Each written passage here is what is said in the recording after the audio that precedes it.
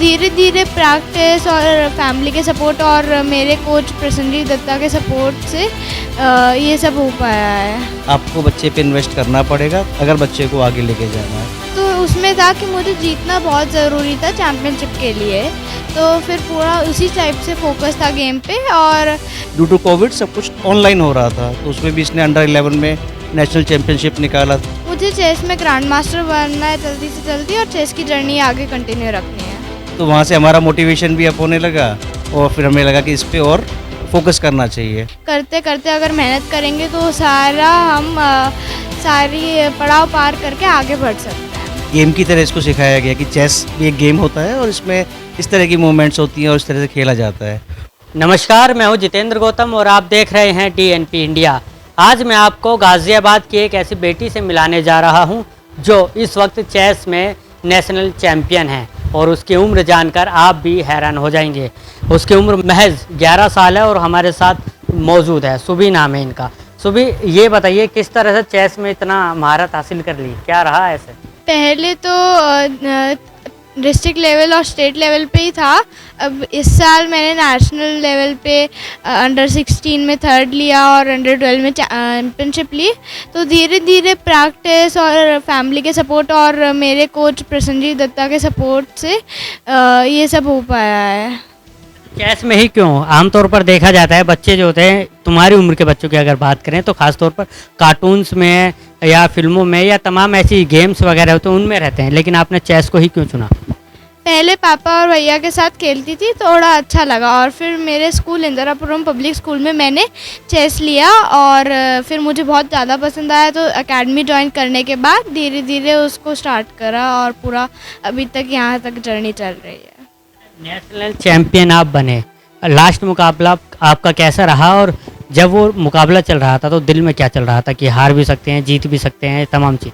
तो उसमें था कि मुझे जीतना बहुत ज़रूरी था चैम्पियनशिप के लिए, तो फिर पूरा उसी टाइप से फोकस था गेम पे। और मैंने पूरे अपने प्रिपरेशन करी थी और बहुत आराम से मैं खेल के जीतने की कोशिश कर रही थी, और फिर बाद में उसने एक गलती करी तो मेरा आराम से विन हो गया।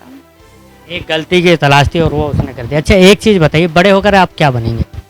मुझे चेस में ग्रैंड मास्टर बनना है जल्दी से जल्दी, और चेस की जर्नी आगे कंटिन्यू रखनी है। एक चीज़ और, आखिरी सवाल है आपसे, उन बच्चों को क्या कहेंगे जो चेस खेलना चाहते हैं या तमाम ऐसा कोई भी गेम खेलना चाहते हैं जिसमें वो अपना नाम करना चाहते हैं, क्या उनको कहेंगे, क्या संदेश है आपका? मेरा यही संदेश है कि सबको मेहनत करनी है। बीच में काफ़ी बार ऐसा लगता है कि आप जब हारने लगते हो तो लगता है कि आगे नहीं हो पाएगा, पर धीरे धीरे करते करते अगर मेहनत करेंगे तो सारी पड़ाव पार करके आगे बढ़ सकते हैं।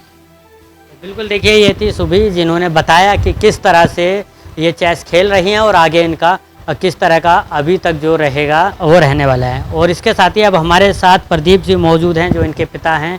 आप बताइए, ज़्यादातर हमने जो सुना है कि आपने ही इनको सिखाया है, किस तरह से देखा आपने बच्चों को, कैसे भापा कि हाँ ये चेस खेल सकते हैं? तो इनिशियली घर में जस्ट एक गेम की तरह इसको सिखाया गया कि चेस भी एक गेम होता है और इसमें इस तरह की मूवमेंट्स होती हैं और इस तरह से खेला जाता है। फिर इसमें हम आपस में खेलते थे, तो इनिशियली तो मैं इसको हरा देता था। फिर फाइनली जब इसने स्कूल में अपने एकेडमी ज्वाइन किया और कोचिंग लिया, फिर देन वो मुझे हराने लगी।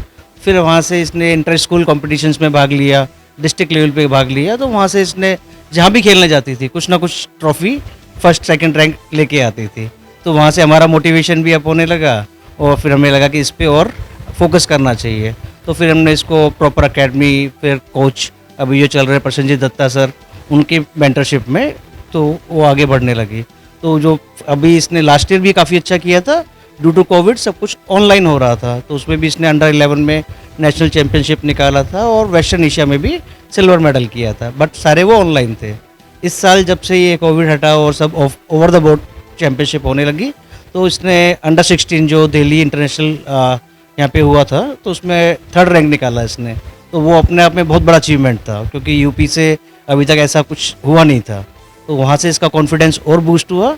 तो फिर हम इसको बेंगलोर मांडिया लेके गए थे अंडर 12 चैम्पियनशिप के लिए।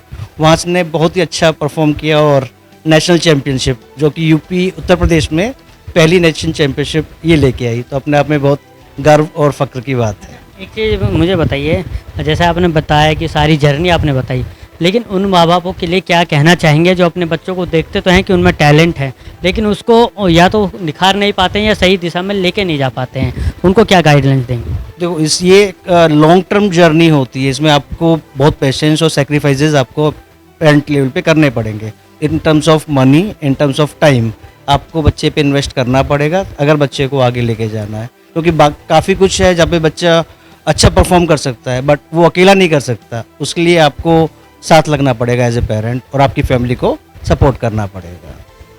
बिल्कुल, देखिए ये थे सुभी के पिता जिन्होंने बताया कि किस तरह से वो अपनी बेटी को मोटिवेट करते रहे हैं, और अब सुभी का भी कहना है कि अब इस खेल को वो आगे बढ़ाएंगे और जितना हो सके उसमें महारत हासिल करेंगी। गाज़ियाबाद से मैं जितेंद्र गौतम, DNP इंडिया।